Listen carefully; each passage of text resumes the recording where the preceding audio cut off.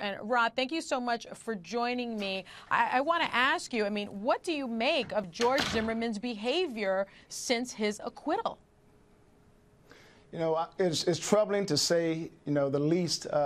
It appears that Mr. Zimmerman has some serious emotional problems. I think he's narcissistic. I think it now shows that he's the type of individual that tries to control the situation.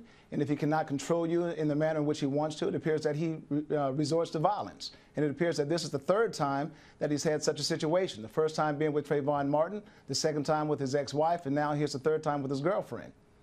Well, over the summer, as you mentioned, Shelley Zimmerman certainly accused George Zimmerman of punching her, of hitting her father, of smashing her iPad, but no charges were brought.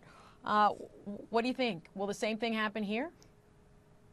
Well, I'm hoping, that if the situation did take place, that his girlfriend would stand up for herself and not allow herself to be victimized by Mr. Zimmerman. I think his wife had serious problems with her credibility based on the perjury conviction that she sustained. But I don't know the history of this girlfriend. I don't know whether or not she has any problems with regard to being truthful in the past. And so if she is a true victim of domestic violence, I hope that she does what many women do today, which is stand up for herself.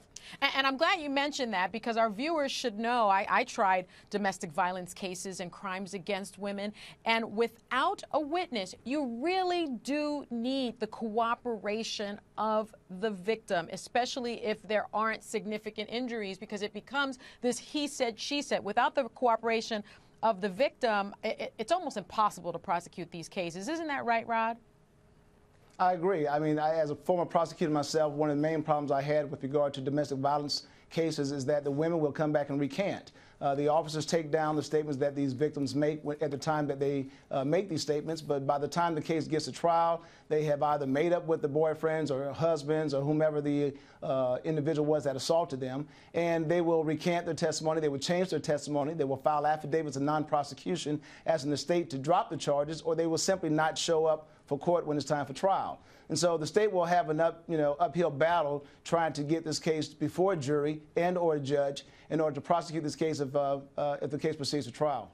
Now, we've been talking about all of his behavior after the acquittal, and I have to ask you, everyone watched that trial and that verdict. How do you think that case will affect any domestic violence charges that are now pending against George Zimmerman? I mean, we're hearing that he's been charged with felony domestic violence.